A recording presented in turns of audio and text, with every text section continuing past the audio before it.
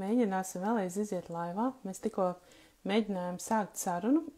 Šis ir mūsu šīs dienas otrais laivs ar Signi Dauškāni Plataci. Mums izdevās savienoties, bet kaut kur viss arī apstājās. Signi, es mēģināšu tevi uzaicināt vēlreiz.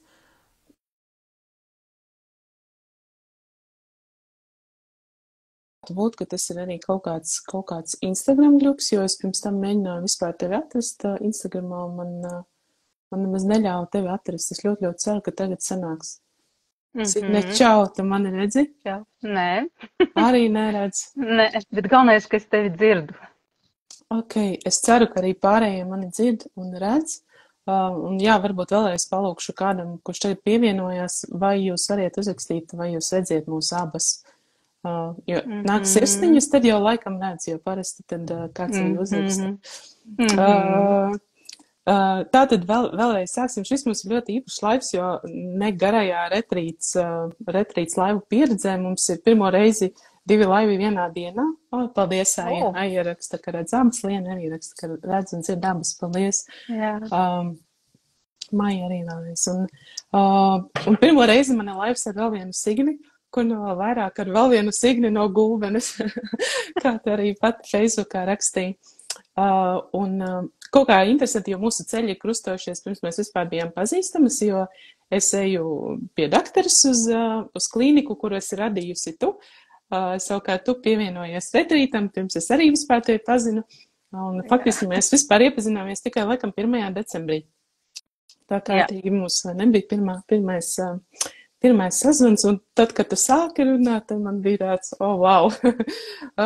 Vienkārši mēs runājam ļoti daudz, un pa šo laiku mums ir bijušas arī vairākas sarunas, un tiem, kas nezina, Signe ir transformācijas trenere un arī dziedinātāja. Paskatījos vēlreiz pierakstos, lai tu pateiktu pareizi dziedinātāju, jo tu arī Facebookā bija uzrakstījis, ka tu neesi dziedniece, tu esi dziedinātāja. Un tad to mēs arī varbūt varētu sākt. Tu varētu pastāstīt, kāds ir bijis tavs ceļš līdz Signa Inspiration, jo tas ir arī tas zīmols vai nosaukums arī, ar kuru daudziem esi pazīstama. Un kāpēc dziedinātāja, nedziedniece? Varbūt sākšu ar to pirmo, kāpēc dziedinātāja, jo vārds dziednieks, manuprāt, ir ļoti tāds, apaudzis ar priekšstatiem, ar... Es pat teiktu zināmā mērā stigmatizēts, jo mums katram, kas ir piedzimis 20. gadsimtā, ir kaut kāds priekšstats, ka dziedniece ir tante, kas sēž kaut kur meža vidū vai kalna galā, un tad viņa tur runājās ar ūdentiņu, runājās ar cukuru un tā. Mūsdienu tie cilvēki, kas tagad strādā ar dziedināšanu, ar enerģiju, es nezinu pilnīgi nevienu, kas strādātu pēc tādām metodēm, bet gan jau, ka tās metodes arī vēl ir dzīvas. Līdz ar to, un vēl otra lieta ir dziednieks kā vārds, es nezinu, kurš man teica, ir dziednieks. Un viņš uzliek kaut kādu specifisku domu, kas tas ir.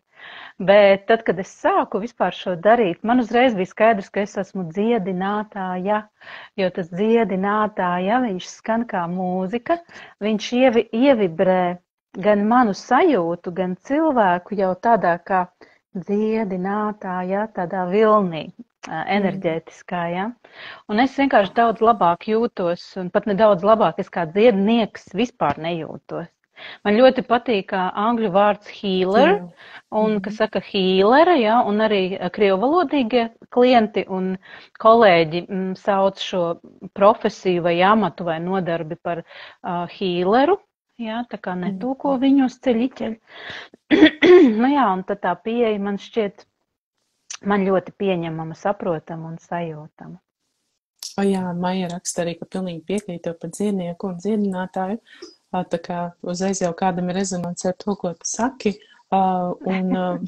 Tajā nepārāk garajā laikā, kopš mēs esam pazīstamas, mēs arī daudz esam runājušas par to, kāds ir bijis tavs ceļš un pieredze līdz tam, ko tu dari tagad. Un varbūt arī īsumā tu vari pastāstīt par to, jo tu tiešām esi darījusi ļoti daudz, ko tu esi bijusi aktīvā biznesā ļoti veiksmīgi. Un tad tu pārvācies uz Ameriku, ko arī varbūt ne visi zina, kas ir Latvijas sakotāji. Tavi sakotāji droši vien zina, tu dzīvo šobrīd ASV, un tev ir rīts, nevis vakars. Jā, kāds bijis tavs ceļš līdz tam, ko tu dari tagad? Jo tur arī man ļoti atklāti dalījies, ka arī tas praktizētāja darbs sākumā nemaz nebija tik vienkārši, viņš bija diezgan izaicinošs. Tagad jau tev viņš ir ļoti veiksmīgs, bet tas ir tāds garāks process, tas nenotiek vienā dienā. Jā, un principā, lai es dalītos ar savu stāstu, es to izdarīšu maksimāli īsi, bet, mīļie, galvenā jēga ir tā, ka es gribu tev pateikt, ka ceļš uz dziedināšanu nav tāds, pieceļos, nezinu, man ir 18 gadi, nākamajā rītā pēc vidusskolas beigšanas pamostos un zinu, ka es esmu dziednieks. Es personīgi nezinu pilnīgi nevienu tādu stāstu, ne no Latvijas vides, ne no startautiskās vides, jo man ir ļoti daudz kontaktu ar healerēm un transformāciju coachēm un dažāda veida psiholoģiem, hipnoterapeitēm no visas pasaules valstīm, un visām apakšā ir kāds savs parasti ļoti sāpīgs stāsts. Jo, kā mēs zinām, pārmaiņas mēs cilvēki esam slinki, un ja viss ir kārtībā, mēs negribam viņās iet un ieviest, ja? Bet katrai man zināmai coachai, vienalga, kurā pasaules malā un valodā runājošai, ir bijis kaut kāds grūdiens vai pēkšņš vai ilgstošs, tāds kā stresors, kurš vienkārši neļauj elpot, neļauj dzīvot, neļauj labi justies. Un te ir tas stāsts, ka daļa cilvēku turpina dzīvot ar to visu slogu uz saviem pleciem, ar to smagumu un neko nedara līdz pat vecumdienām. Protams, viņi slīmo, viņi ir nelaimīgi, viņiem nav attiecības, viņiem nav naudas, ir grūtības galā, jo principā tās ir zīmes, ka ir kaut kas jāmaina. Bet tā ir atkal tava cilvēciskā izvēle. Esot brīvas gribas cilvēkam uz planētas Zeme, ko tu dari ar to, kas ar tevi notiek? Un tā kā es biju ārēji, ārēji pat veiksmīga varētu teikt, un daži pat saka spoža un tā, tas ir, lai citi vērtē, kā tas no ārpuses izskatījās, bet iekšēji mana dzīve bija viena vienīga cīņa pašai ar sevi un ar dzīvi kā tādu un ar cilvēkiem līdz pat maniem 45 gadiem. Jo visi lēmumi, visas kaut kādi lielās rīcības darbības, viņas bija balstītas, tagad es varu teikt, nepareizajā motivācijā.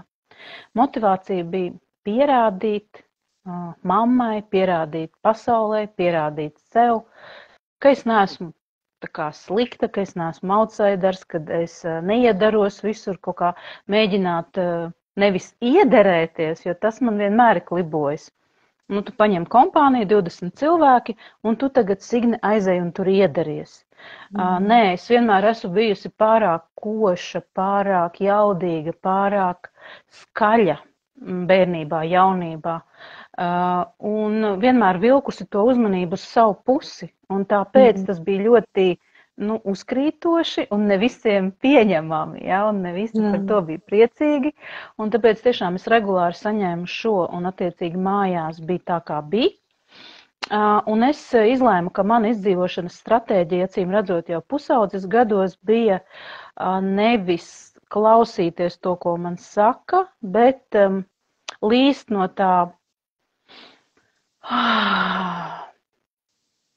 tā visa ārā caur spēku, caur pierādīšanu, ka nē, es parādīšu, ka es esmu smuka, gudra, spējīga, es varu. Un tas, protams, bruģēja ceļu ambīciju un ego virzītiem projektiem.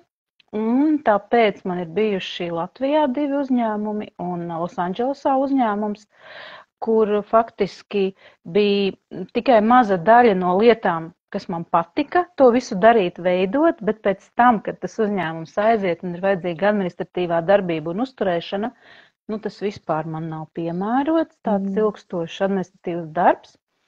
Es esmu tas celmlauzis, un tādas droši vien arī vienmēr palikšu, ka man ir interesanti kaut ko veidot no nulles, kaut ko veidot tur, kur nav rokas grāmatas, jo tev neviens nevar iedot, piemēram, rokas grāmatu, kā izveidot premium līmeņa klīniku mazā 2 miljonu cilvēku valstī ar visu to, kāda tā ir galīgi ne maksāt spējīga, ja, un vēl medicīnas iestāde un pilnīgi no nulles, kur neviens tev nevar pateikt, jo parasti jau viņas nerodās tukšā vietā, vai ja rodās, tad rodās kaut kāda maziņa praksīte, tur zobārstu, ginekologu, plastikas ķirurgu, ja, bet mums bija uzreiz tāds liels atvēziens. Un tā ir tāda mana personības īpatnība, ka man patīk laust savu ceļu. Citi saka, es baidos no tā vai nebaidos. Man pat nav tāda kritērija baidos, nebaidos. Es vienkārši tā vienmēr esmu darījusi, jo man tas ir kā gaiss. Elpot, kad es daru kaut ko savu, savādāk kā citi. Bet, tad, kad tas nonāca līdz dziedinātāja ceļam, tad viss izskatījās pilnīgi savādāk. Pirmos gadus es ļoti centos iekļauties tajā, kā ir pieņemts, un it īpaši es strādāju ar latviešu plūsmu. Man nebija, es neredzēju, kādā veidā es varu iziet uz angļu valodā runājošo auditoriju, kaut arī es dzīvoju Kalifornijā. Tomēr tā vieta, kur es dzīvoju, un man draugu radu, ne draugu radu, bet paziņu un draugu lokā, es nezinu pilnīgi nevienu cilvēku, kas meditētu vai kas iet uz šādām praksēm vai kaut vai ietu pie psihologa, ja? Un līdz ar to man viss draugu loks, kas ir veidojies ezotēriskajā vidē, sauksim lietas īstajos vārdos, man tie visi draugi ir Latvijā, draudzenes, ja? Un arī klienti man ir Latvijā, es strādāju online, un sākotnēji 19., 20., 21. gads es ļoti centos tiešām iekļauties Latvijas tajā ezotēriskajā spiritual garīgā ceļa gājēju vidē, bet, lai to izdarītu, es sevi samazināju, jo tas ir diezgan normāli, ka tu jau esi sevi labi iepazinis un sapratis, kas ir ambīcijas, kas ir ego, kas ir visādas tādas lietas, ja, ka ir viegli to nolikt malā.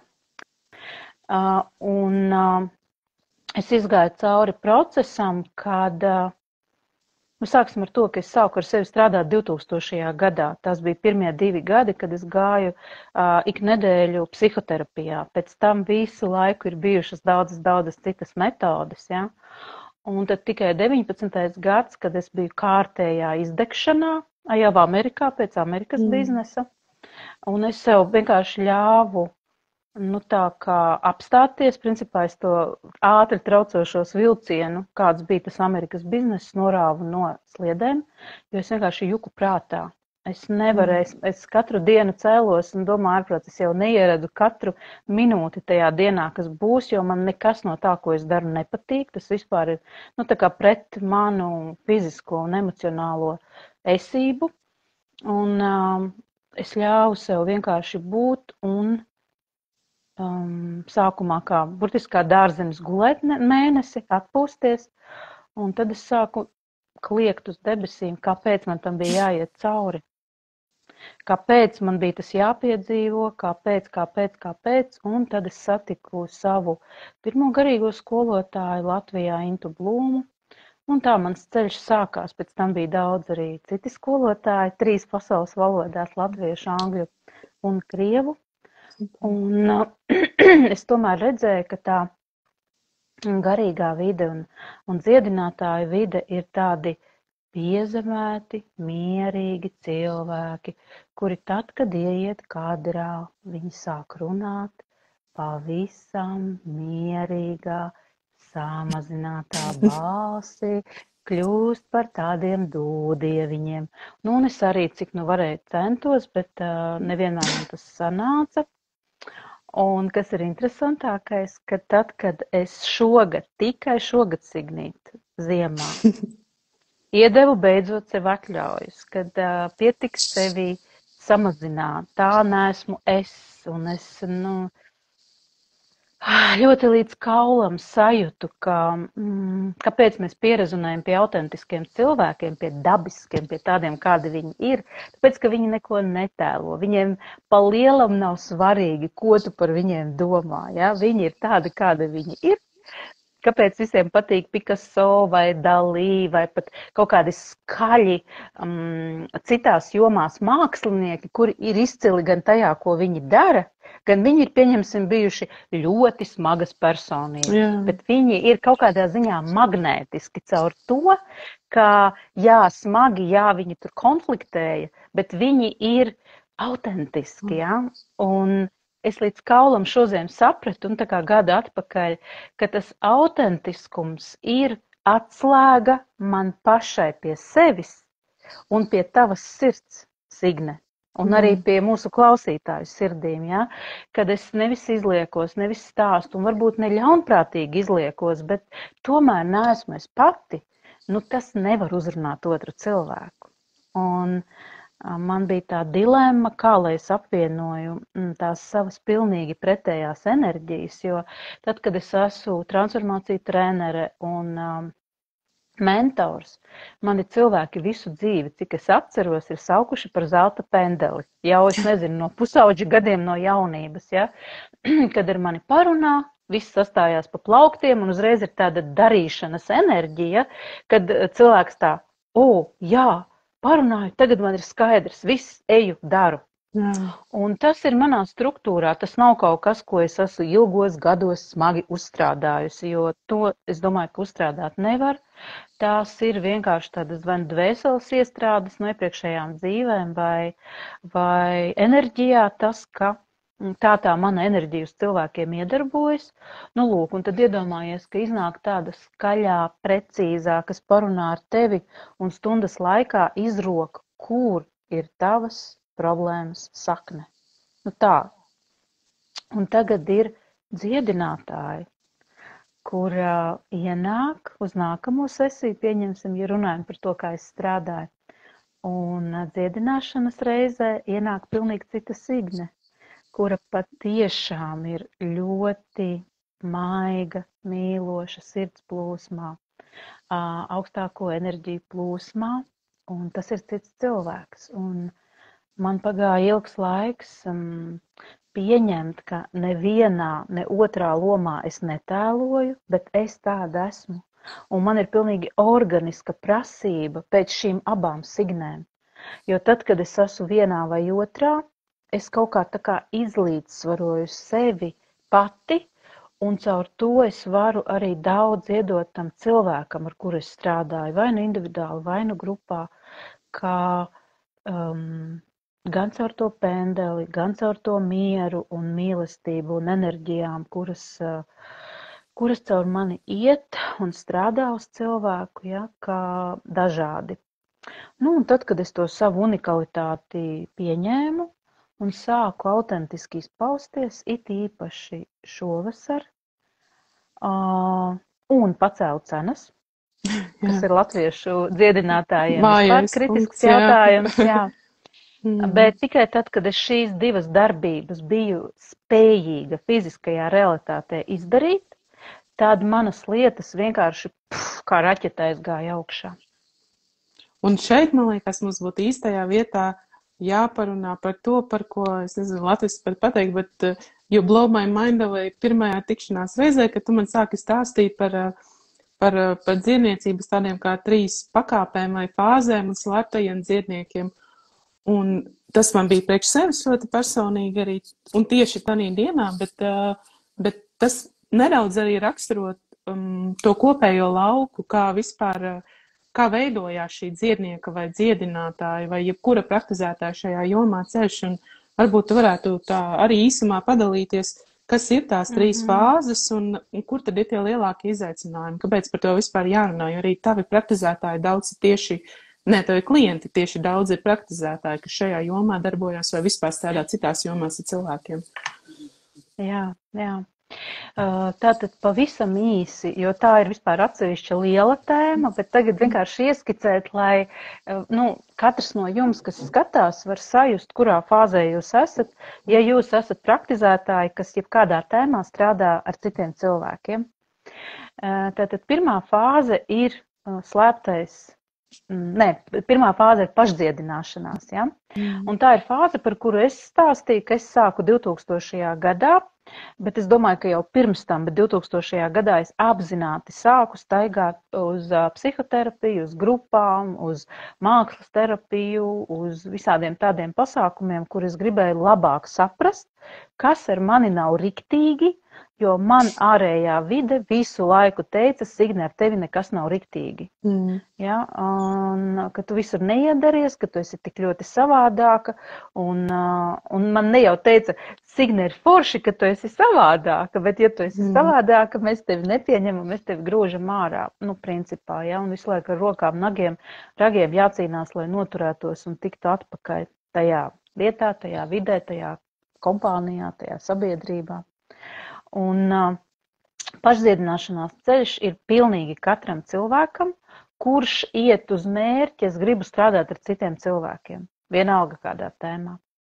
Jo bez tā nevar, tu nevari iedot otram, es pat teiktu, gandrīz neko vērtīgu, ja tu pats esi putrā.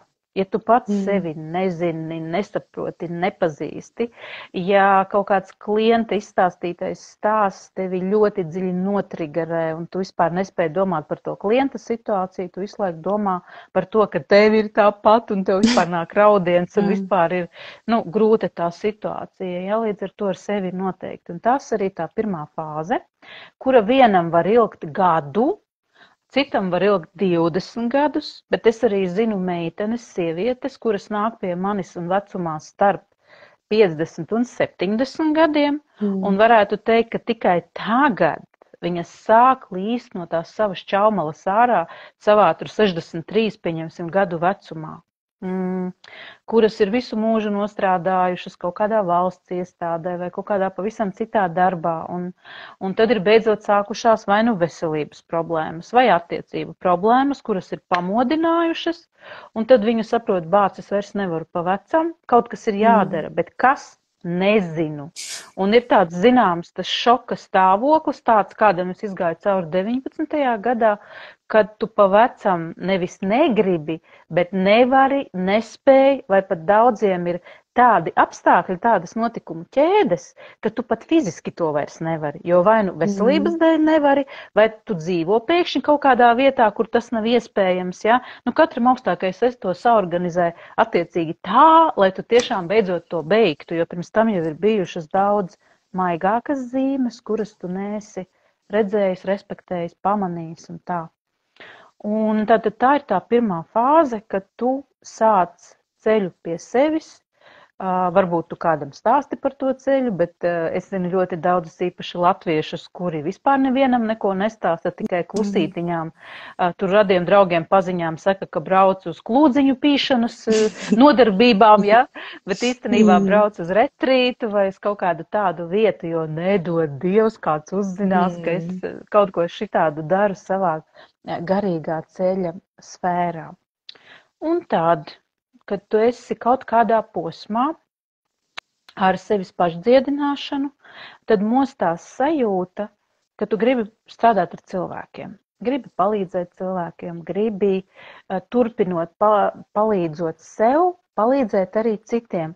Un, mīļie, tā nav fāze, kad tu esi pilnībā pats dziedināts, balts un pūkains, tev viss ir ideāli, un tikai tad tu vari palīdzēt citiem. Tā ir tāda ļoti arī latviešu lieta un ar perfekcionismu saistīta, ja, ka es bieži vien dzirdu no saviem klientiem, kuri saka, bet es jau nevaru vēl ar cilvēkiem strādāt, jo man taču vēl tas jāizstrādā, un ar to tēmu es strādāju jau tur, nezinu, 20 gadus, un nu, ir uz priekšu pavirzījies, bet nu, tomēr tur ir karmiska lieta un tik ātri nevirzās, un tā, mīļie, nē.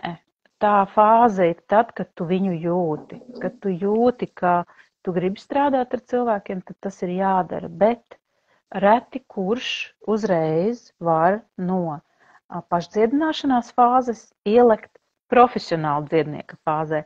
Es personiski atkal tādus gadījumus nezinu, nevienu. Ir vajadzīga vidusfāze, tāda kā pārejas fāze, ko es saucu par slēptajiem dziedniekiem.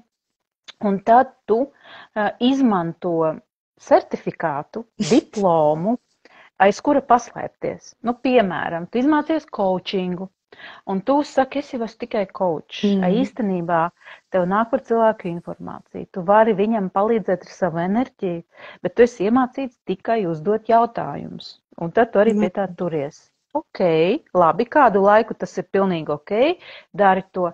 Tālāk ir visi psihologi, fizioterapeiti, masieri, arī ārsti.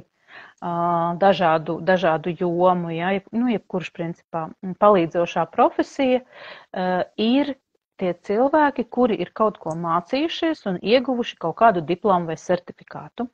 Un, lai būtu droši, pirmos gadus šis cilvēks stingri pieturās pie sava diploma vai certifikāta. Bet tad vienā brīdī atkal notiek kārtējā transformācija tavā dzīvē ar tevi, tavā enerģijā, tavā pašuztverē, un tu esi gatavs arvien vairāk sākt uz klientiem izmantot to, ko tu jūti, kas ir jāizmanto. Un daudzi pakluso arī brauc uz visiem šiem te apmācībām vai online vai klātienē, un ir kaudze certifikātu mapīte, ja? Bet nē, es jau esmu tikai masieris, es jau esmu tikai logopēds, tikai psihologs vai vēl kaut kas tam līdzīgs, vai tikai coach. Bet tā sajūta ir nepārprotama, viņa laužās ārā, viņa iet, un tu ļoti, ļoti gribi pašrealizēties jau tajā enerģijā, kuru tu esi uzstrādājis, kura ir daudz plašāka, un nevis tāpēc, ka tev viņus iepriekš nebija, bet tu viņu biji sev aizvēris, ja? Kad tu pēkšņi saproti un skaļi vari pateikt, nē, es esmu kaut kas vairāk, es varu daudz ko vairāk, ja? Un tā fāze ir ļoti svarīga fāze, jo es to saucu par iziešanu no skapja. Un principā es varu teikt, ka absolūti lielākā daļa manu klienšu, jo pie manis pamatā nāk sievietes, ir arī pa kādam vīrietim, tomēr tas ir izņēmuma gadījums, ja? Un nāk tās sievietes, kuras ir fāzē starp slepenais dziednieks un profesionālais dziednieks. Un tas ir tāds iekšējs darbs, tas ir ārējs darbs, ka tu nebaidies pateikt, ka tu nebaidies paziņot vai nu savam klientu lokam, vai uzrakstīt savā Facebookā vai Instagramā, ka tu izmanto kaut ko klāt. Jo tā ir ļoti, ļoti liela atļaušanās. Un viņa prasa drosmi, viņa prasa nobriestam, jo ir nāves bailes. Ir nāves bailes iziet no skapja. Es šīs nāves bailes piedzīvoju 20. gada maijā, kad es izveidoju pirmo savu slēgto grupu, bezmaksas grupu Signa Inspiration Facebookā. Un es ieliku savā parastajā Facebook profilā Signa Dauškane Platace šo te ielūgumu visiem saviem tobrīd kādiem 900 draugiem, radiem paziņām, sekotājiem, lai nāk uz to grupu, ka es tur došu iedvesmu un varbūt pareizai kādu, es pat nezinu, vai es pieminēju vārdu meditācija, es šaubos, ļoti šaubos. Bet vienkārši iedvesmu un būs kādi webināri, un rekutulīt pirmais webinārs par to, ko darīt, kad tu jūties kā tukšais trauciņš un tā, jo man tomēr ir ārsta un jurista izglītība, un viss, kas ir psiholoģija saistīts, man vienmēr ir bijis ļoti tuvs. Un es ieliku Signa to paziņojumu Facebookā, un man burtiski kratīja ķermeni kādas 6 stundas. Es teicu vīram, tas bija jau Covid laiks, viņš no mājām strādāja, un labi, ka tā, jo tajā dienā es nezinu, kā es būtu izturējusi, jo es teicu, turi mani, man vienkārši viss ķermenis raustās, man ir paniskas bailes, kas tagad notiks, jo es esmu publiski Facebookā uzrakstījusi, ka es esmu kaut kas vairāk, nevis tikai kā no manis sagaida, kāds būs kārtējais viņas bizness, ka es aicinu uz iedvesmu un ka runāsim par psiholoģiskām tēmām. Un tas bija 20. gads, un tāpēc tagad, ja pie manis nāk cilvēki, kuri arī ļoti grib pāriet no šīs vienas fāzes nākamajā, es viņam tiešām varu palīdzēt. Pirmkārt, es ļoti labi jūtu šo cilvēku, kad viņš raud, un viņš saka, Signe, es nevaru uzrakstīt. Es nevaru un viss nevaru. Viss. Man ir bijusi kliente, kuru es burtiski aiz rokas šitā internetā. Mēs sēžam abas katru ar savu telefonu. Viņa ir pie sava datora Latvijā, es pie sava datora šeit, un es viņai mācu, rādu, kā atvērt Facebookā grupu tai nodarbē, kuru viņa tagad sāk darīt no nulles. Nu, tā pati viņa jau sen to dara, ja, bet ka viņa ir gatava dalīties ar citiem cilvēkiem. Un aiz rokas izvedu, kopā pēlpojam ik pa brīdim un tā. Un tad, kad tā grupiņa bija izveidota un viņa sāka to darīt un cilvēki nāca, protams, paiet brīdis, nedēļa, 2, 3, viņa tā, izpūš gaisu un bāca, par ko es vispār tā cepos. Tas taču nav nekas tik traks. Jā, pēc laika mums viss izskatās savādāk, bet tad, kad tu esi tajā brīdī, kad tev ir tas solis jāspēr, kad tu baidies par noraidījumu, izsmieklu, tevis apšaubīšanu, ja, ka tev kāds radz draugs vai paziņu uzrakstīs, Dace, ko tu vispār no sevis iedomājies? Tu taču strādā, nezinu, valsts zemes dienestā. Kādus tu vispār masieris vai kāds tu vispār tur gongu zvanu meistars? Ko tu no sevis esi sadomājusies? Tas ir tas, kas notiek visu cilvēku galvā, bet realitātē jau ļoti retos gadījumos kāds tev atļaujās kaut ko uzrakstīt, tas, ka padomā, tas ir skaidrs. Bet vai uzrakstīs un pateiks, tad atkal jāskatās, kāpēc tā notika. Tā kā tā sanāca diezgan gari, bet es ceru, ka es pastāstīju saprotami. Man liekas, tu pastāstīji ļoti saprotami, un arī paldies Maija. No Maijas bija vairāki komentāri, un tieši par to, ka arī tas viltvāžu sindroms ļoti rezonē, un ka tiešām tā arī ir, ka mūsdienās ir tās metodas jāmiksē, un tu vairs nevari būt tikai tas psihoterapeits vai tikai tas logopēds arī, ko tu miksē. Kā skatos arī pēdējos komentārus, ka viņi saka, ka jā, tad visa apkārtējā vide sāk rādīt, ka tev tā enerģija sakāpus, tad visa tehnika un viss atsaka, iet sviestā, kā Maija saka, un tev vienkārši ir lauks, rāda, ej, paklau, kaut kas nav tā kā līdz galam.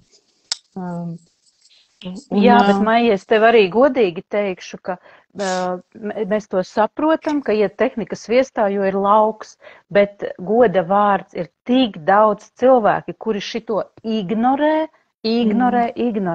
Un tad, kur tā enerģija dodās vai kas notiek, tiešām sākās veselības problēmas, tiešām sākās attiecībās vai nu ar bērniem vai ar vīriem vai sievām, vai naudā. Kaut kas tāds notiek, ka tu zaudē lielu naudas summu vai kaut kas notiek ar īpašumu. Ar vienmēr sakot, modina tevi visiem iespējamiem veidiem, ja nesanāk ar to, ka tev spiež no iekšas, ka ir jādod tā enerģija savādāk uz pasaules cilvēkiem, tad atrodas citi un daudz destruktīvāki veidi, kā tevi spiež iet ārā no tā.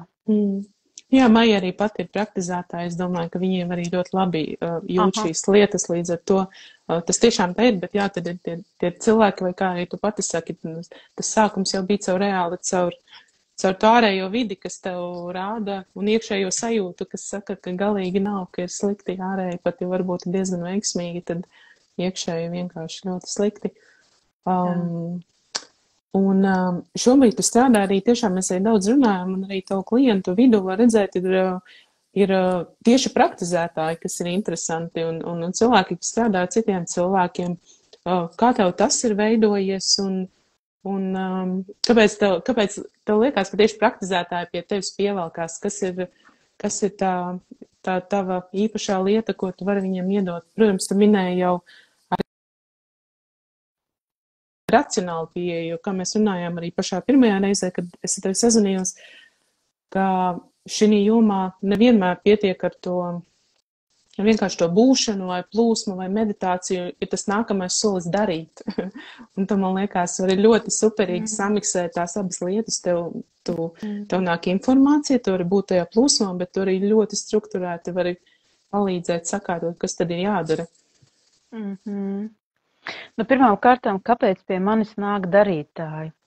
Uzreiz teikšu, ka man nav bijis apzināti tāds nodoms, ka pie manis nāktu cilvēki, kuri laužās ārā šī te fāzē.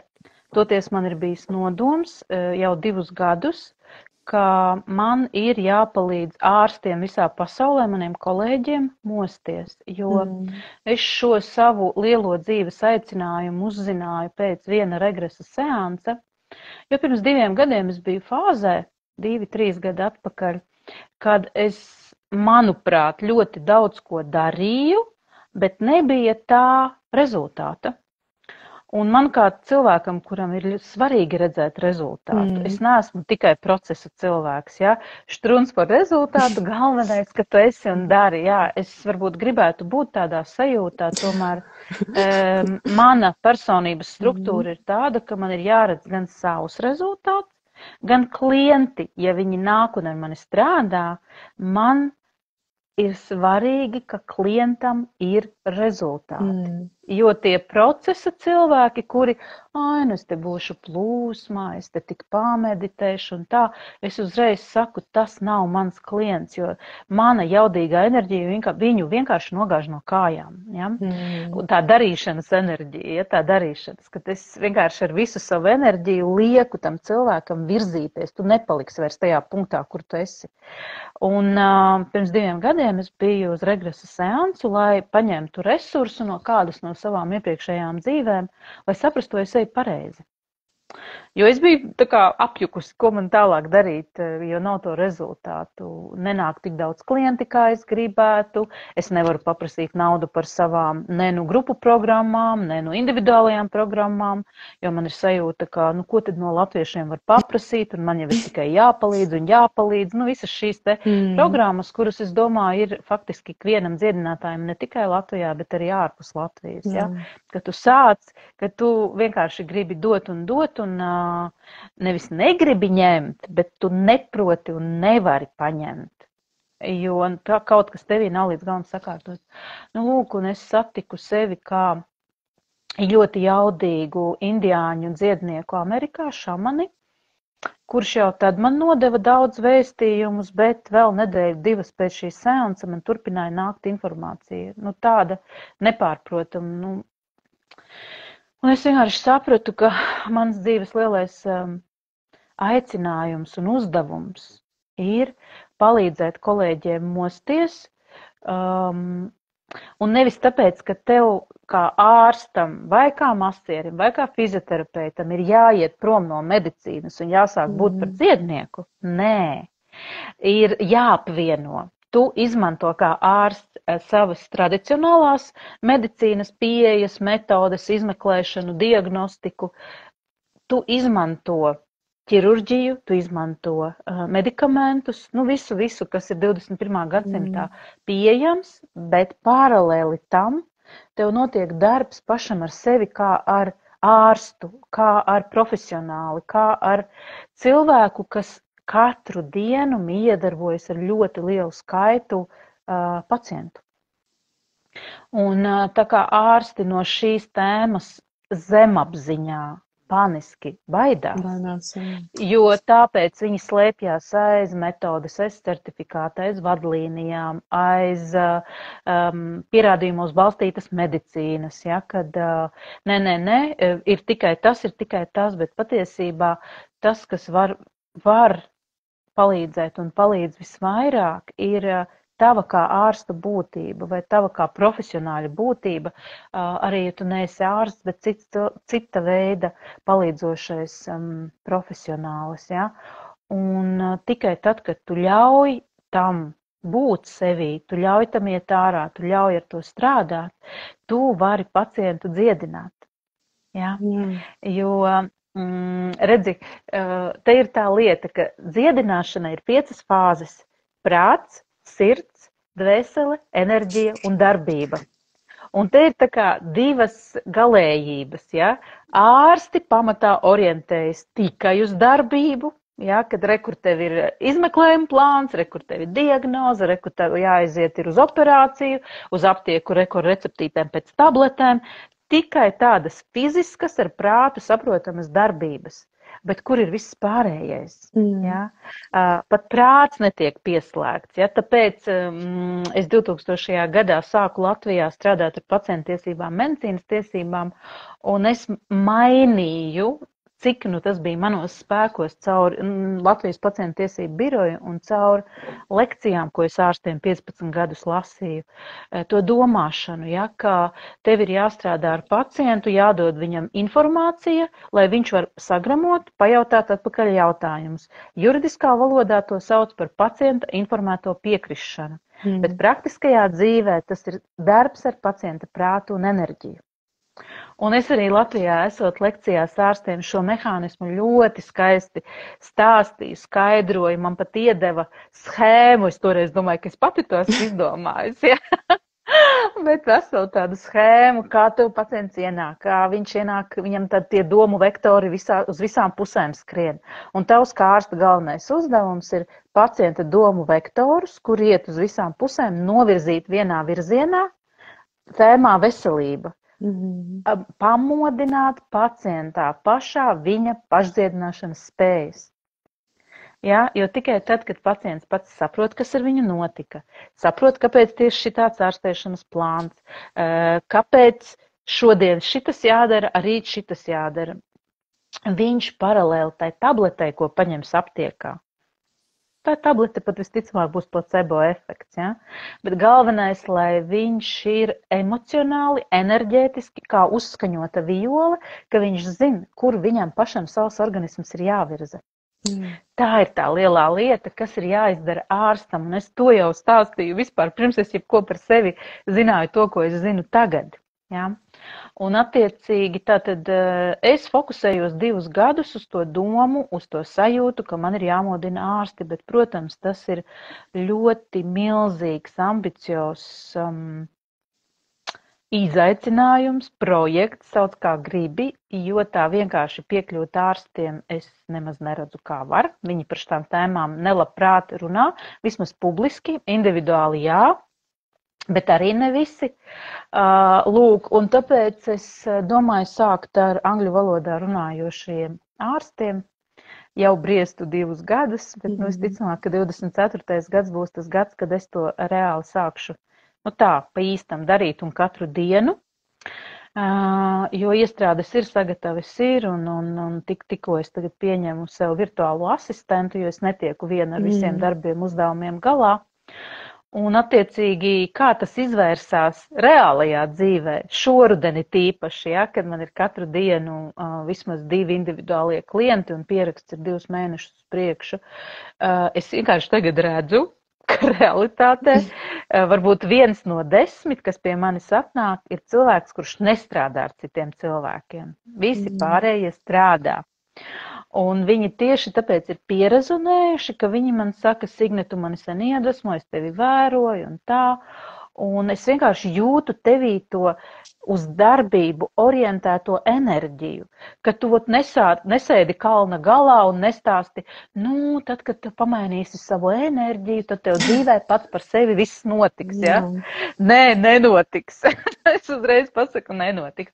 Protams, tas ir ļoti, ļoti svarīgs priekšnoteikums, ļoti svarīgs, ka tu strādā ar sevi, ka tu tīri enerģētiski noņem blokus. Jā, bet es redzu ļoti lielu daļu šo cilvēku, kuri gadiem, nebaidīšos šī vārda, gadiem staigā pa enerģētiskām praksēm, meditācijām, brauc uz retrītiem, tik ņem nost blokus, tik ņem nost, tik dziedinās un dziedinās. Un nesaprot, kāpēc reālajā dzīvē nekas nenotiek. Ja? Nenotiek tāpēc, ka ir pretējais, ko es par ārstiem teicu. Ja? Atceraties, prāts, sirds, dvēsele, enerģija un darbība. Ja ārsti spēr tikai darbības, tad ar visa veida dziedinātājiem ir pilnīgi otrādi. Ir darbs ar prātu, ar domformām, tas ir brīnišķīgi, tas tiešām ir jādara. Ir darbs ar sirds atvēršanu, ar sirds mīlestības plūsmas akumulēšanu pret sevi, pret tuvākajiem, pret pasauli. Atkal, pareizi ļoti svarīgi, darbs dvēseles līmenī, saprast, kādi tev ir dvēseles kontrakti, kāpēc tevi audzināja mamma, ar kuru tev bija tā, kā bija, kāpēc tev pirmais vīrs bija tā, kā bija. Jā, tas tiešām ir, man personīgi tā bija milzīga pasaules tā kā apgriešanās otrādi, kad es ieraudzīju, ka taču tas viss ir par dvēseles kontraktiem.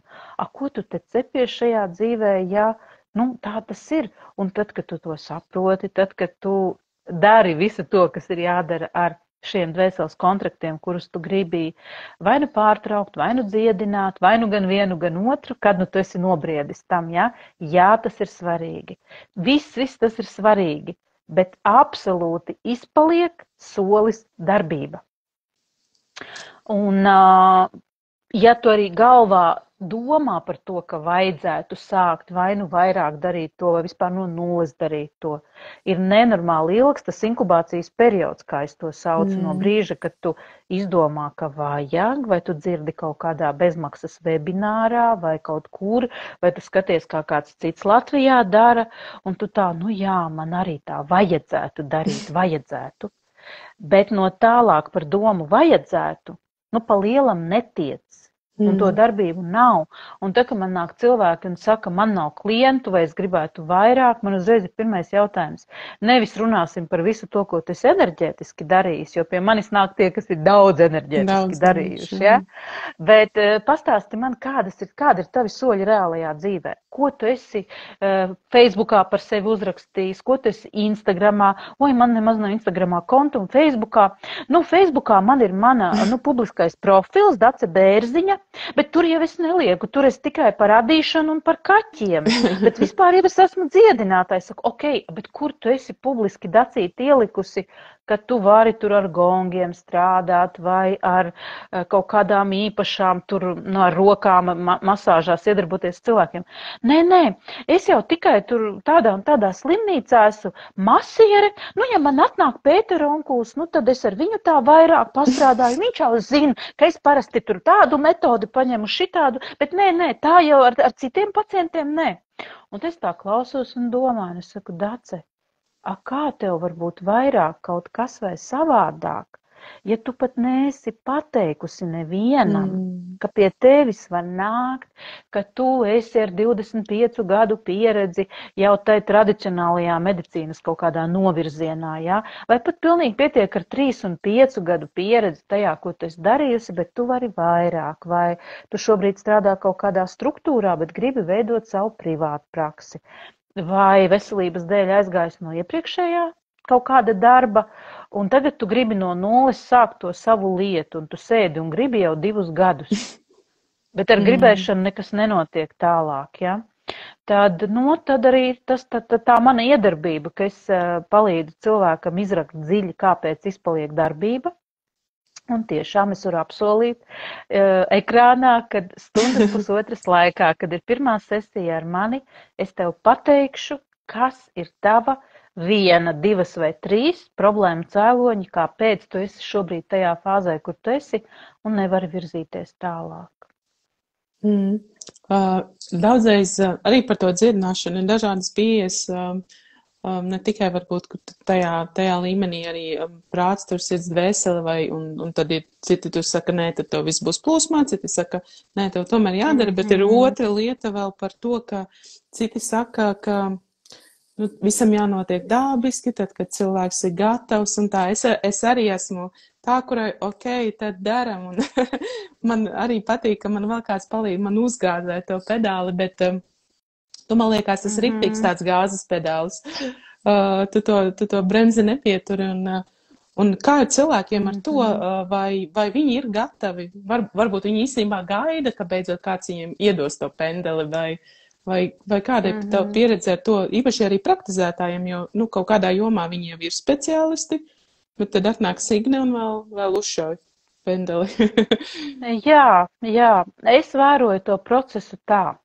Tas, kurš nav gatavs savai jaunajai versijai un tiem jaunajiem izaicinājumiem, kas stāv priekšā, kuriem es tā kā esmu par jaudīgu, vai viņš pie manis atnācis priekšlaicīgi.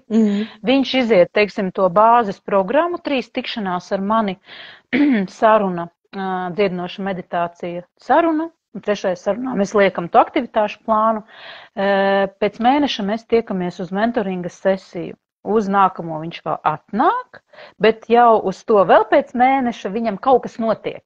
Viņa realitātē, tātad viņam iedarbojās viens no viņa 5 veiksmes sabotieriem, kam dēļ viņš objektīvi vairāk nevar nākt vai ne šobrīd. Man tas viss tad ir skaidrs. Cilvēks nav gatavs, vai arī vienkārši es esmu viņam par jaudīgu, viss ir normāli, ja? Viss šī pasaulē ir normāli. Bet, ko es vēroju, tiklīdz kāds klients tiek noņemts no trases, viņa vietā obligāti rodās 1 vai 2 tādi, kuri ir gatavi tieši tagad. Un otra lieta, ko es redzu arī materiālā ziņā, jo vairāk augu es pati attīstos un saprotu, ko maksā mana enerģija un spēju to nosaukt vārdos un nosaukt ciparā, jo pareizāki klienti, ja tā vispār var teikt pareizāki klienti, ja? Bet tie klienti, kuriem tieši tagad varu palīdzēt, viņi arī tad pie manis pierezonē. Jā. Jo man nav jāstrādā ar visiem cilvēkiem 1 uz 1, ja? Te ir atkal otrs moments, ka tiem, kas mūs skatās, es arī saku, mīļais vai mīļā, nebaidies nodefinēt savu nišu. Jo nišas definēšana ir problēma visiem, un latvieši domā, tas ir Latvijā, tāpēc, ka Latvija ir tik maza, un kur tad es savu nišu pateikšu, ja? Nē, tas ir arī, es redzu, gan krievvalodīgajiem, gan angļu valodā, es esmu bijusi 4 gadu laikā, tik daudz dažādās apmācību grupās un kursos un visur, kur, ja? Kad cilvēki, īstenībā paniski baidās nodefinēt nišu, jo viņam šķiet, ka tādā veidā es nogriezīšu potenciālu auditoriju. Viss ir tieši otrādi. Tiklīdz tu ļoti centrēti un mērķtiecīgi vari uzrunāt caur saviem marketinga materiāliem, sauksim lietas īstajos vārdos, ja? To nišu, kur ir tavējie, tā niša momentāli arī tevi viņiem radari izbīdās. Te runā par nevis vienkārši adītāju pulciņu, bet te stāsta, ka šitā meistare ir tiem, kas ada kreiliski baltu vilnu mazos cimdiņos 28. izmēra, ja? Un uzreiz tas, kurš dara tieši šo vai kuram vajag tieši šo, viņš tā, šitas ir meistars, pie šitā man vajag, jo tieši tas ir tas, kas ir man un ko es gribu dzirdēt pretī. Un tad notiek tas brīnums, ka pēkšņi tev likās, ka tu samazināsi nišu, nebūs to cilvēku, tev pēkšņi tieši rodās, jo tu esi ārkārtīgi precīzi trāpījis viņu vājajā vietā, kur viņi apkārt arī ir staigājuši gadiem, un viņi nav satikuši koncentrēti to informāciju, kas ir tava stiprā puse, ko tu vari iedot savai mērķa auditorijai.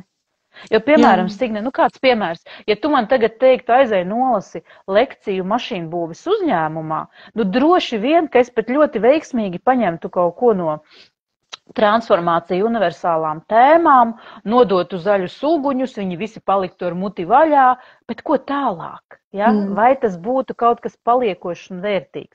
Ja tu man teiktu, Signe, reku tagad ir universitātes klīnika, rīt no rīta tev ir 350 ārstu auditorija, un ne tikai ārsti, būs arī māsiņas, ja? Lūdzu aizēj stundu parunā ar mediķiem.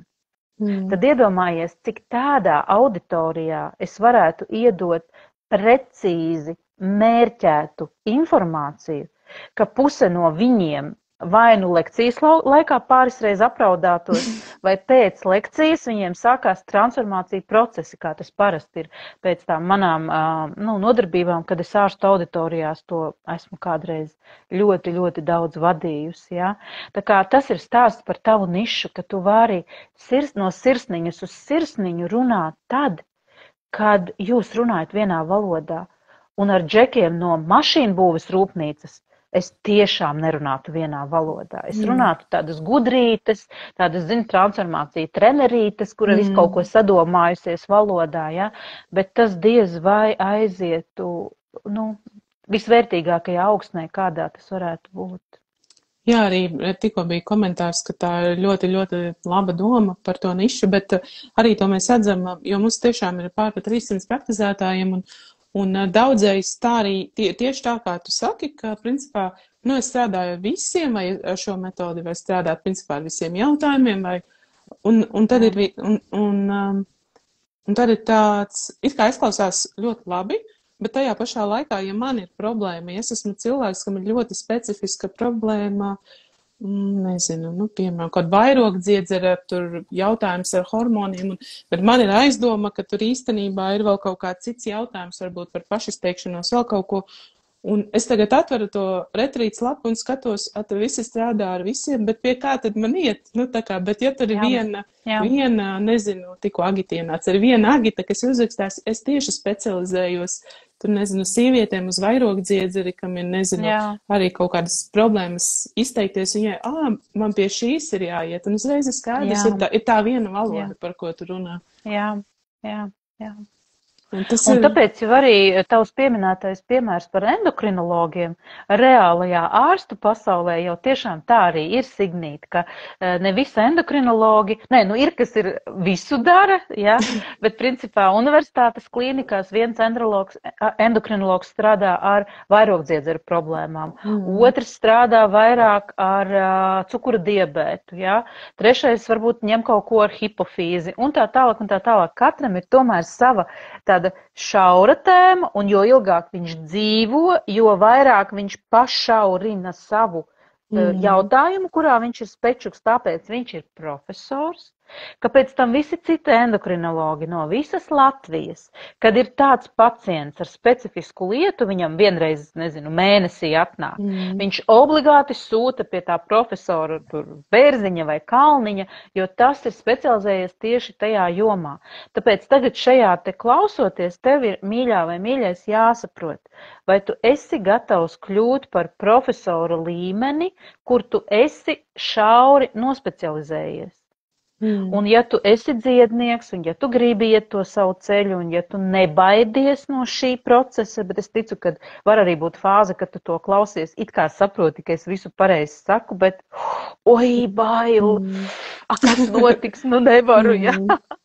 Bet tā, kad tu to sevi sajutīsi, ka tu vari un izdarīsi, pēc tam tu domāsi, bāc, kāpēc es to neizdarīju ātrāk. Jā, un tā jau liekas, kā tad, es taču varu visu, kā tad to sašaurināt, bet pavisam godīgi jau mums katram ir tā sava lieta, par ko trīc tā sirds, vai kā tu arī saki par tiem ārstiem, nepavelti tu tur esi bijis esi ārsts, un tev ir bijušas klīnikas, un tas ir tā tava atkal šaurā lieta, vai varbūt tie praktizētāji. Jā. Man ir kaut kādas manas lietas, man viss kaut kas interesē, bet tad ir tās dažas lietas, par ko pilnīgi tā kā visi lauki, visi ķermeņi vienkārši sašūpojās, ka es domāju tieši par tām dažām lietām. Un tur jau uzreiz tur arī tev parāda, kas tad ir tās tavas dažas lietas. Jā. Un tad vēl, Signe, ir tās lietas, nezinu, es ar tevi par to esmu runājusi, bet ir lieli 5 veiksmes sabotieri, kas katram no mums traucē virzīties uz priekšu. Un tad, kad es par šiem sabotieriem uzzināju šoruden no savas Anglijas skolotājas, viņa ir healeri arī, man pilnīgi tā kā pasaule otrādi apgriezās, jo es līdz tam domāju, ka mums katram tas, kas neļauj virzīties uz priekšu, ir kaut kas baigi individuāls. Tev tur iekšējais bērns, man tur, māte, 3. pirmais vīrs, kas pazemoja, 4. bērni skolā, kas visu laiku tur aprunāja, apcēla, rādīja pirkstiem. Katram tas ir kaut kas cits, kas nāk no bērnības, no pusauģgadiem, no jaunības. Bet 5 veiksmes sabotieri saka par to, ka ir 5 lieli, konkrēti tavas veiksmes kaitnieki, latviski sakot, un tie ir, ka tev iekšā dzīvo, kā tas bija latviski, tāds trakais aizsargātājs, supersargs, tālāk ir overgivers, jeb bezgalīgais devējs, tad ir outcast, jeb izstumtais, imposters, jeb viltvārdis, un hustlers, jeb censonis. Un viņiem visiem ir kāpēc viņš ir izcēlies, kādas viņam tevī ir tās izpausmes, tavā darbībā, tavā domāšanā, tavā enerģijā, un kas notiek, kad tu šo konkrēto sabotieri dziedini. Ja? Un vienkārši tā visa informācija man tā pasauli apgriez otrādi. Es jau vienā no savām grupām par to novadīju ļoti lielu webināru un devu mājas darbus, un arī tagad individuālajiem klientiem, kad viņi iziet individuālo programmu, es dodu šo te, lai notiktu apmēram 2 mēnešu garumā ar katru no sabotieriem darbs, kur tu viņu ieraugi, izstrādā, dziedini, jo ir arī meditācija speciāli saišu saraušanai ir konkrēto veiksmes sabotieri, un tu pēkšņi tā, palika brīvā kalpot, es pēkšņi tagad varu izdarīt to, ja? Un, jā, tam ir milzīga nozīme arī. Jā, es tev varu piekrist. Tas jau arī mēs nerunājam pa 5, mēs bijām iesprūduši vienā, kuras visu vakaru noraudāju par to outcast arī, ka tev sajūta, ka tu tā kā nekur neiedaries un katram jau, un tas nav doši viens, ka tu runāji par tiem pārējiem, tā kā es varu teikt, check, visi ir, kāds vairāk, kāds mazāk noteikti, kāda, kuram tas stāsts un tā proporcija vai dinamika veidojās, bet Signe, paklau, mums jau ir stunda, un mēs ar tevi, kas sākam runāt, tad mums jau tur, 2 stundu sesijai vēl stunda pa visu jāuzliek. Bet pavisam tā apkopojot, tu visu to arī minēji jau, ka tev ir nākamgad plāna arī strādāt jau aktīvāk sāk strādāt arī tieši ar ārstiem tur Amerikā, un tu arī minēji to, ka arī Latvijā tev liela daļa ir tieši praktizētāji klienti. Kas tad varbūt ir tās lietas vai tie, negribētu teikt produkti, bet tās pakalpojumi, sesijas un arī varbūt tuvākie plāni, ko tu vēl neesi varbūt publiski izsludinājusi, bet par ko cilvēki tev var sekot līdzi? Viens vai nu jau pieteikties tagad vai gaidīt tuvākajā nākotnē, jo skatos arī bija vairāki komentāri, līdz ar to bija rezonance un iespējams kāds arī gribēs pēc tam pieteikties pie tevis vai uz kādu sesiju, vai tu saki arī grupas, kas ir tas formāts, kā tu šobrīd pieņem, un kas ir tas, kas ir gaidāms? Vienīgi tie komentāri, Signītas, viņus īsti neredzēju, un viņi arī pazudīs pēc tiešraides. Tā kā es ļoti priecātos, mīļie, ja jūs pēc šīs sarunas vai nu iekomentētu tad, lai tas komentārs paliek zem šī video, vai arī atsūtiet lūdzu man privāti, lai es varu arī sajust, kas tieši no manas stāstītā tev bija visvērtīgāk, kas rezonēja, kas lika padomāt, un tā, un kā jau es Signē teicu, ka man vispār jau no 21. gada visu laiku ir sajūta, ka man ir jābeidz strādāt ar latviešu valodā un ar latviešu auditorijām, bet visu laiku mani burtiski ievelk atpakaļ, un man tie projekti ir tik interesanti, un man pašai sirds no tā dzied, ja, bet līdz ar to, trūkst tā laika, jo nevar sarauties 2 daļās, un man ir arī ģimene. Ja kāds, varbūt, nezinu, cik labi, ja man ir 4 dēli, vecākais jau ir atsevišķi, dzīvo 25 gadi, bet pārējie 3 dēli dzīvo ar mums, un ja ir ģimene un bērni, tas arī tomēr paņem daudz laika. Netēlošu no sevis supermenu, ja, kas var visu paspēt un vispār negulēt naktīm, nē. Un tāpēc ir tā, kā ir. Bet, mīļie, man visu laiku ir plāni arī saistīti ar Latviju un latviešu plūsmām, un šoruden bija programma Es pārēju nākamajā spēles līmenī, kur es beidzot uzliku kaut cik sakarīgu cenu, jo es iepriekš nevarēju no latviešiem paprasīt naudiņu, un atnāca 26 meitenes, kas, manuprāt, ir tāds, negaidīts rādītājs, priekš manis iepriecinošs rādītājs. Un arī vienlaicīgi ar to kursu man sāka dot informāciju, ka man ir kaut kas jāvada cilvēkiem, kuri strādā ar cilvēkiem Latvijā. Es vēl nezinu, kas tas būs par formātu. Aptuveni es jūtu, ka tas varētu būt uz februāra beigām. Jo ātrāk man pašai nav spēka un laika sagatavoties. Līdz ar to, ja vien tev kaut mazliet interesē kaut ko darīt ar mani, tev ir 2 ceļi. Vai nu raksti man individuāli, ka tu gribi pastrādāt individuālā veidā, es tev atsūtīšu visu informāciju par to, kāda veida sesijas pie manis pieejamas, bet tu arī vari ieiet manā taplinkā, kurš ir pieejams gan caur Instagramu, gan caur Facebooku, un palasīt par tām 3 līmeņu programmām, 3, 5 vai 12 sesijas individuālās, vai raksti man uz e-pastu vai Messengerī vai Instagramā, ka tu gribētu uzzināt vairāk par lielo projektu, kuru es tā kā slengā saucu dziednieku projekts, dziedinātāju projekts, ja, kuram noteikti, ja viņš būs cits kaut kāds skanīgāks, skaistāks nosaukums, ja, un jā, jo man, mīļie, ir baigi daudz ko dot tieši cilvēkiem, kuri strādā ar cilvēkiem, un es to redzu gan pēc mācībām, kuras tiek apgūtas pie dažādiem meistariem, kuri māca metodi, bet netiek iedots tāda, kaut kāda vispārējā sapratne un bāze kā strādāt ar cilvēkiem. Pat neejot kādā šaurā metodē, bet tieši kā ar klientu veidot attiecības, vispār uzticības attiecības, enerģētiskas attiecības. Ja? Jo tikai tad, kad tas ir nodibināts, tu vari iet tālāk. Un daudz šādas tēmas, kurās es ar lielāko prieku gribētu padalīties, lai tev palīdzētu tavu dziedinātāja ceļu noiet pirmais ātrāk, otrais ar mazāk kļūdām, jo, protams, ir forši, ka ir kļūdu process, mēs katrs no savām kļūdām labāk mācamies. Bet tāpēc, ja ir skolotāji vai meistari, ja viņš tev ir pussolīti priekšā, viņš jau tev var iedot kaut ko, ka tev nav jādara uz vietas miņājoties 7 soļi, bet ka tu arī vari jau mērtiecīgi kaut to pussolīti spērt uz priekšu.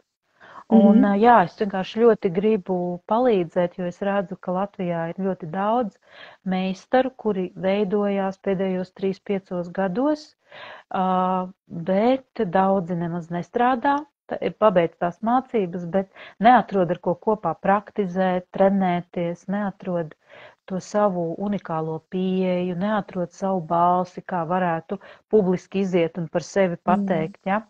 Nu, lūk, es esmu šeit, lai tev palīdzētu. Jā, tas ir superīgi, jo man liekas, daudzreiz tiešām tā ir, un ir daudz arī, kas sāk, bet tad neaiziet tik viegli, tik raiti, vai kā bija tā ekspektācija, vai gaida, kā gribētos. Un tas jau arī nav jautājums par to, vai tu esi labs vai slikts speciālists. Tur lai strādātu cilvēkiem, tur ir vēl milzīgs aspekts ar dažādiem faktoriem, kā vispār nokļūt pie tiem cilvēkiem, un tieši tā, kā veidot attiecības, uzturēt attiecības, jo reāli jau tev viens klients, viņš tev var kļūt par, nezinu, klientu, kurš nāk pie tevis vēl kaut kādu ilgāku laiku, ja jūs forši izveidojat attiecības un variet viens otru un nest arī kaut kādu pienesumu. Un tas tiešām tāda arī kaut kādā zināmā mērā tāds klientu apkalpošanas jautājums, bet to daudzreiz neiedod vai par to nedomā, bet tas tā ir, un mēs jau esam bijuši arī vairāk laivi ar Diānu Nikitinu, un kur arī bija īpaši apmācība mūsu praktizētājiem, arī Jāni Viegliņu no pārdošanas tieši par šiem jautājumiem, jo mēs to gribam vai negribam, un tā ir teicīgi, ka jāsās lietas īstajos vārdos, tiklīdz tu sāc strādāt ar cilvēkiem, tu esi zināmā mērā tā kā uzņēmējs, tu esi maziņš uzņēmējs, un uz tevi jau attiecās viss tas, kas attiecās uz jebkuru uzņēmumu, un tie jau arī citi procesi, nevis tikai tā kā, arī, ja tu uzcep to garšīgāko maizīti, tev jau viņi ir jāpārdod, jāpiegādā, nezinu, jāpiegādā atkal rītdien tajā pašā laikā, tajā pašā kvalitātē, un tur ieslēdzās vesela ķēde ar citām prasmēm, zināšanām, un man liekas, tas vispār kopējiem laukam būs ļoti, ļoti vērtīgi. Jā, noteikti. Signīte ir pilnīga taisnība. Es pilnīgi piekrītu katram tavam vārdam. Jā, es ļoti smaidu. Ļoti žēl, es visu laiku skatījos uz tevi šī laiva laikā un domāju, nu kā tu mani neredzi, es laiku uz tevi skatos. Un tu smaidi un runā tā, kā tā sajūta ir tāda, ka tu arī mani redzi. Un es ceru, ka klausītājiem bija interesanti un ir tāds pirmsvētku laiks. Bet arī šis, kā visi mūsu laivi, viņš būs saglabāsies tuliņus uzlikšu arī uz mūsu sienas, tie, kas pievienojās beigās, var noskatīties visu no sākuma sev piemērotā laikā, jo mums jau ir vakars, un arī pavisam drīz būs pāris dienu laikā būs YouTube'ā, un pēc tam ieliks mūsu mājaslapā un arī Facebookā, un iespējams, ka pēc tam klausoties YouTube's arī ir varbūt pat draudzīgāks formāts nekā Instagramā. Un paldies tev liels, ka atnāci! Ļoti iespējams, kad tev saformēsies šī jaunā programmā, mēs varētu satikties vēlreiz, jo tie tiešām ir jautājumi, par ko jārunā, un viena laiva laikā to nevar izrunāt, bet vismaz iedot tos pamatpilārus, ap ko būs šī programma, un kas tie jautājumi, par ko katram, kurš strādā cilvēkiem, ir jāpadomā vienā, es domāju, būs vērtīgi. Un, jā, paldies tev, šis ir mūsu šī gada pēdējais laivs, lai tev un ģimenei ir skaists šis pirmsvētku un svētku laiks, un tāpat arī visiem mūsu skatītājiem un sekotājiem. Es domāju, ka mēs noteikti vēl tiksimies ar tevi arī kādā citā laivā. Un, jā, lai tas nākamais gads ir tāds darīšanas gads un izrāvienu gads un Jā, es arī esmu nevis par gaidīšanu, bet par darīšanu. Un ir forši, ka ir cilvēki, kas ir arī ar tādu pašu enerģiju darīt, griboši, dzīvot, griboši, pieredzēt, griboši. Un tur, man liekas, mums ļoti saskanēja jau no mūsu pirmā sazona. Tā enerģija vienkārši, man ļoti patīk. Jā, un paldies visiem, kas skatījās. Un, jā. Paldies, mīļā, ka uzaicināji. Un tiem, kas skatījās un skatīsies ierakstā, es gribu pateikt tā, labāk izdari un ir nepareizi vai pārsteidzīgi, vai tev šķiet, es vēl neesmu līdz galam gatavs, nekā neizdarīt nemaz. Jā. Labāk nožēlot to, kas izdarīts, nekā to, kas neizdarīts. Tāpēc pacel savu dibanu no krēsla, ej un dari. Jā, es tūlīt celšu un došos pie saviem 2 džekiem, kuri jau būs droši vien nogaidījušies. Paldies un jā, tiksimies jaunajā gadā. Paldies, laimīgi jauno gadu. Laimīgi jauno gadu. Atā! Atā visiem, atā, Signe, paldies!